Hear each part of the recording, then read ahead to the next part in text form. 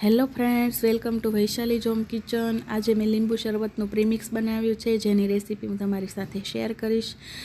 ઉનાળામાં લીંબુ બહુ જ મોંઘા થઈ જાય છે અને સારા પણ નથી આવતા, તો એકવાર લીંબુ મોંઘા થાય એ પહેલાં આપણે આ પ્રીમિક્સ બનાવીને રેડી કરી લઈએ તો આપણે આખો સમર એનું શરબત બનાવીને પી શકીએ અને 10 થી 15 સેકન્ડમાં જ આપણું શરબત બનીને રેડી થઈ જાય છે।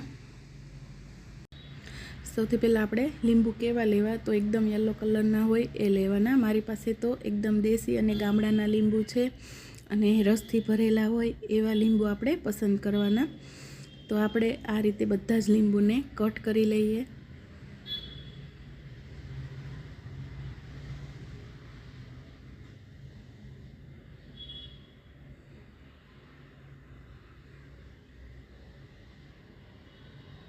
હવે આપણે સ્ક્વીઝરની મદદથી લીંબુનો રસ આપણે બધો જ એક વાટકામાં કાઢી લઈશું અને વાટકો આપણે કાચનો અથવા સ્ટીલનો જ લેવાનો છે, લોખંડનો કે એલ્યુમિનિયમનો વાટકો આપણે નહીં વાપરીએ।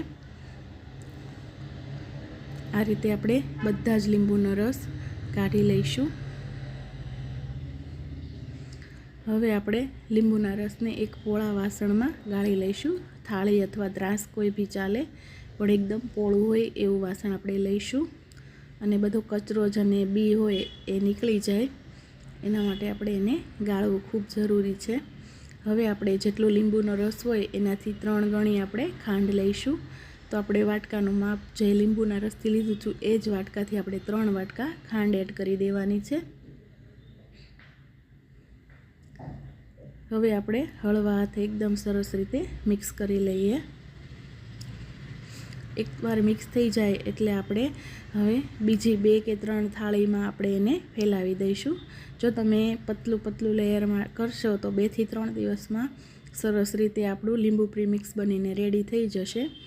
જો તમે થોડું જાડું લેયર કરશો તો 1 વીક પણ લાગી શકે છે, એટલા માટે આપણે 2 કે 3 થાળીમાં આ રીતે ફેલાવી દેવાનું છે।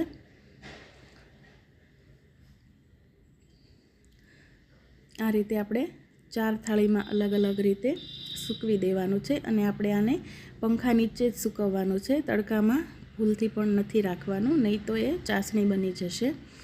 હવે આપણે દિવસમાં 2 થી 3 વાર મતલબ 5-5, 6-6 કલાકે આ રીતે એને થોડું મિક્સ કરી લેવાનું, જેથી ખાંડ હોય તે નીચે ના બેસી જાય અને સરસ સુકાઈ જાય। 3 દિવસ પછી આપણું લીંબુનું પ્રીમિક્સ આપણે સરસ રીતે સુકાઈ ગયું છે। હવે આપણે મિક્સર જારમાં એને સરસ પાવડર બનાવી લઈએ।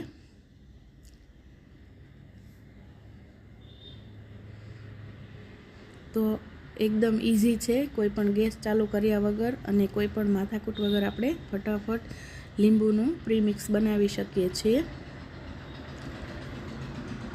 અને તમે ટ્રાવેલિંગ કરતા હોય તો આ રીતે તમે એને પોલિથીનમાં બહાર લઈ જઈ શકો છો અને કાચની એરટાઈટ બરણીમાં આખું વરસ સારું રહે છે।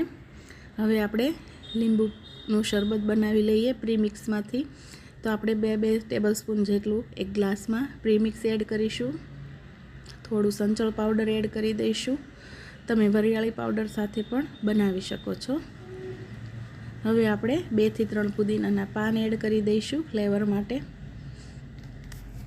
અને એકદમ ઠંડુ પાણી એડ કરી દઈશું। 10 થી 15 સેકન્ડમાં જ આપણું લીંબુનું શરબત બનીને રેડી થઈ જાય છે। તો એકવાર આ બનાવી લીધું હોય તો આખું વરસ તમારે સારું રહે છે અને આખું વરસ તમે એને યુઝ પણ કરી શકો છો અને ફ્રીજમાં મૂકવાની પણ કોઈ જરૂર નથી।